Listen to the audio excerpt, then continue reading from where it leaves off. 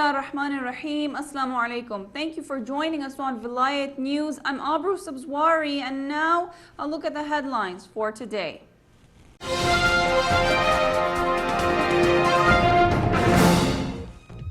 Shia and Sunni Muslims in Pakistan protest against the attack on Syeda Zainab's shrine in Syria. In Iraq, more than 75 people have been killed in countrywide bombings. Protests flare in Bahrain after Imam Jafar Sadiq mosque blast. Israeli Prime Minister Benjamin Netanyahu sees Morsi's fall as a sign of Islam's weakness. A general strike in the Indian-administered Kashmir continues for the third day. In Pakistan, at least 4 people were killed and many injured in 2 separate bomb attacks in Karachi. Egypt's security forces storm Iran's Al-Alam news office in Cairo. The UN Refugee Agency says there are more than 625,000 Syrian refugees in Lebanon.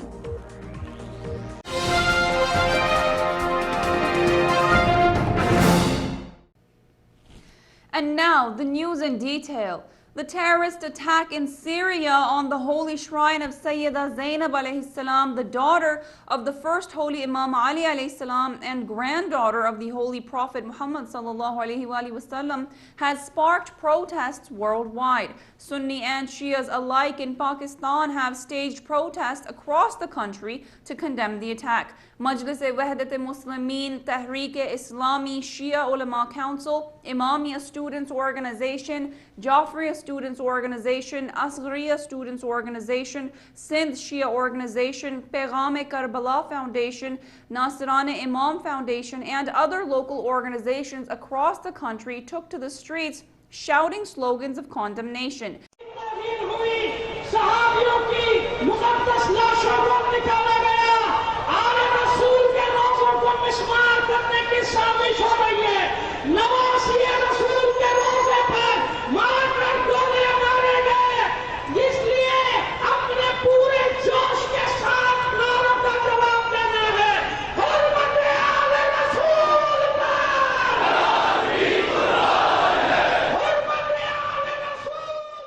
Syrian rebels launched a number of mortar shells into Syeda Zainab's shrine, murdering the shrine's managing director and causing damage. In response, the fighters of the public committees carried out military operations against the militant stronghold in Hajira, injuring a number of militants.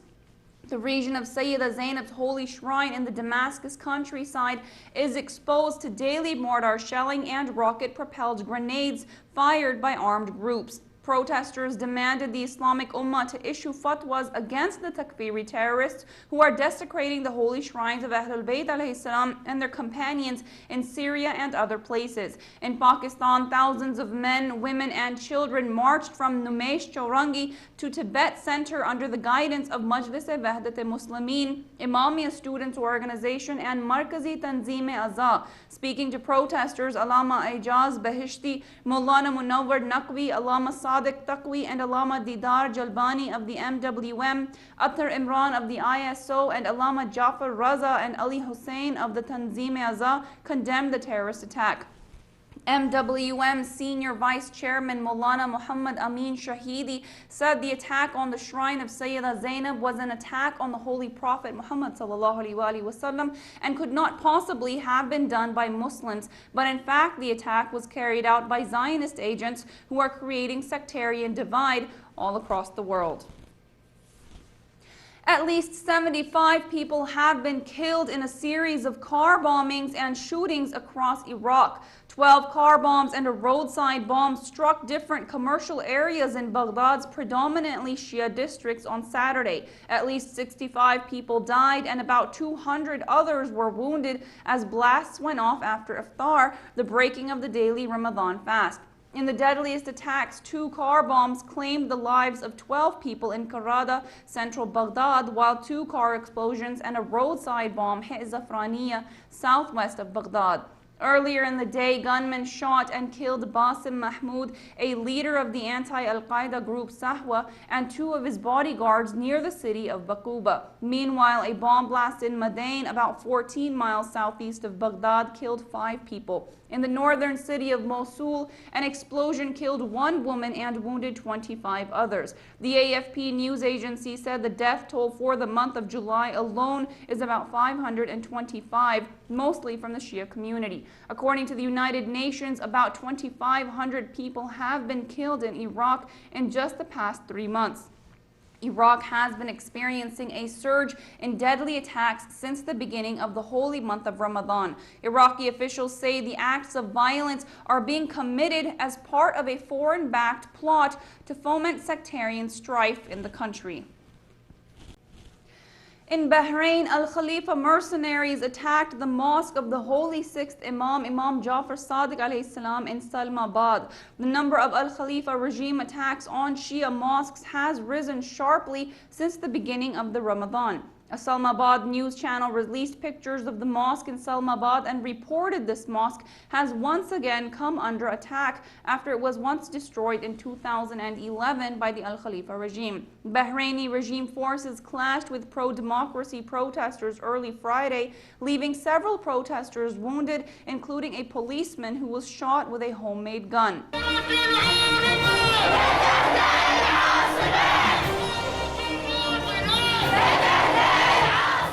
Hundreds took part in protests that erupted late Thursday and lasted until the early hours of Friday across several Shia villages after a call was issued by the opposition February 14 coalition youth group. Following the eruption of the protests, the Bahraini regime launched a brutal crackdown on the peaceful protests and called in Saudi-led Arab forces from neighboring states to assist the suppression. Dozens of Bahraini people have been killed in the crackdown, and security forces have arrested hundreds, including doctors and nurses. Bahrainis say they will continue holding demonstrations until their demand for the establishment of a democratically elected government is met. The Israeli Prime Minister Benjamin Netanyahu has suggested the fall of the Egyptian President Mohamed Morsi demonstrates the weaknesses of political Islamist movements. In a statement to the German Weekly, Netanyahu said he believes that over the long haul, these radical Islamic regimes are going to fail because they don't offer the adequate enfranchisement that is needed to develop a country economically, politically, and culturally. He said he thought radical Islamism was wholly unsuited to dealing with a global economic and information revolution and goes right back to medievalism against the whole thrust of modernity, so over time it's bound to fail. Israel had previously responded more cautiously to Morsi's removal by the Egyptian army on July 3rd. Netanyahu avoided any comment at the time, though a confidant expressed hope that Egypt's new leaders may restore largely frozen contact with Israel. The general strike in the Indian-administered Kashmir continues for the 3rd consecutive day against the recent killing of protesters by Indian forces. All businesses and shops were shut down across the Muslim-majority region as a curfew was imposed by security forces on Sunday. The general strike, which started on Friday, was called by religious groups and pro-independence leaders. Media reports say almost all institutions and businesses remained closed and traffic strayed off the streets in Srinagar and some other major towns of the Kashmir Valley. Reports further indicated that all schools and government offices remained closed in the disputed valley. The developments come after the Indian troops fired at protesters in the region on Thursday, killing at least 7 people and wounding dozen others.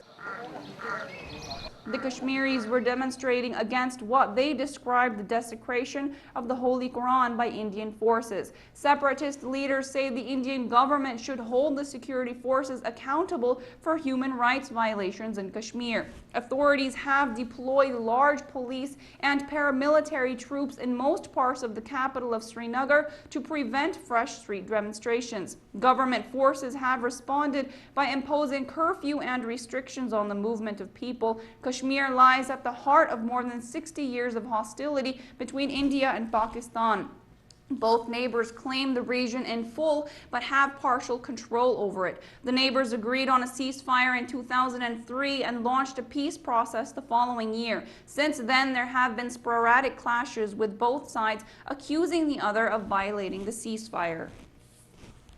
In Pakistan, at least 4 people were killed and several others, including a senior government official, were injured when 2 separate blasts shook Karachi Saturday evening. The first explosion took place shortly before sundown near Isa Nagri graveyard in Gulshan-e-Iqbal. Nasir Lodi, a senior police officer in Karachi, said apparently the bomb was planted in a motorcycle. 8 people were injured, some of whom are in critical condition.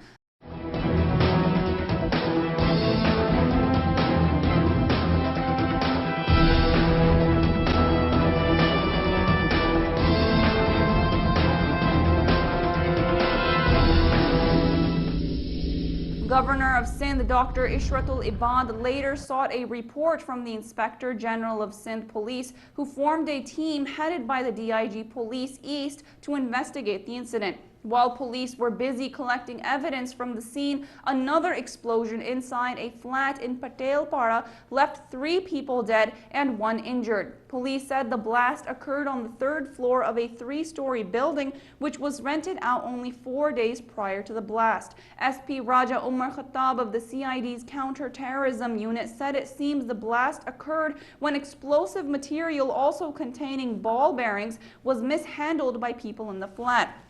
Police took in an injured suspect into custody for further interrogation, who informed investigators that the homemade explosive device was being prepared to target a Yom Ali procession. The wounded suspect, who was in police custody, also confessed that one of the persons who had died in the accidental explosion was an expert bomb maker and an important member of a proscribed religious organization. He added that the bomb maker had been picked up by security personnel 6 months back. Karachi is a city of 18 million people and has been plagued for years by ethnic, sectarian, and political violence. Egyptian security forces have stormed the office of Iran's Al-A'lam, the Arabic language news channel in the capital city, Cairo, confiscating their equipment. Egyptian forces also arrested Ahmed al-Soufi, who serves as the Cairo bureau chief for the station, on Saturday, and refused to provide any explanation for their acts. Egypt's military-led authorities have shut down several stations, including one operated by the Muslim Brotherhood, after former President Mohammed Morsi was toppled by the army. On July 3rd, Egyptian security forces raided the offices of Al Jazeera, Mubashir Misr news channel, and detained at least 5 of its staff. Al Jazeera's Egyptian station began broadcasting after the 2011 revolution that ousted the country's former dictator Hosni Mubarak. Since then, it has been accused by Egypt's opposition of being sympathetic to Morsi and his Muslim Brotherhood political party. Muslim Brotherhood-owned Egypt 25 was also forced off the air, and its managers were arrested shortly after Egypt's Army Chief General Abdel Fattah al-Sisi announced that Morsi and his government were no longer in office. The authorities also shut down 2 other stations, Al-Hafiz and Al-Nas, after Morsi was overthrown. The United Nations High Commissioner for Refugees, UNHCR, says more than 625,000 Syrian refugees are receiving aid in neighboring Lebanon. According to a UNHCR report released on Sunday, the recent figure comes after the registrations with its office in the Arab country increased by 13,000. The report also says that the number of registered refugees is over 530,000, adding that more than 95,000 people are currently waiting for the completion of their registration process. We have not seen a refugee outflow escalate at such a frightening rate since the Rwandan genocide almost 20 years ago. This week, more than 429,899 Syrian refugees reportedly received food coupons from the World Food Programme through the Refugees Danish Board, the International Handicapped Organization, and a number of Italian NGOs. Meanwhile, Beirut has called on the UN Security Council as well as international donors to help with it hosting the growing number of Syrian refugees. The Lebanese government officials, aid workers, and experts believe the refugee figure is higher by an additional several 100,000 people, and it does not include the tens of thousands of displaced Syrians in Lebanon who are well off or not relying on humanitarian assistance. Syria has been gripped by a deadly unrest since March 2011, and many people, including large numbers of government forces, have been killed in the violence.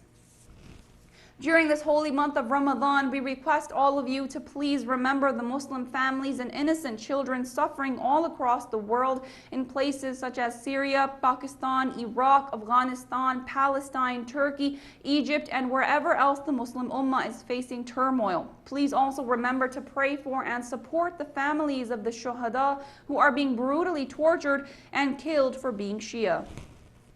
And that brings us to the end of our bulletin today. If you'd like to contribute your community's news, you can email us at news@VelayatTV.org. You can also catch up on the latest headlines and more by visiting our website, VelayatTV.org, or subscribe to and follow us on our YouTube and Facebook pages, Velayat TV USA. Many thanks for joining us. Till next time, I'm Abroo Sabzwari. Fi amanillah.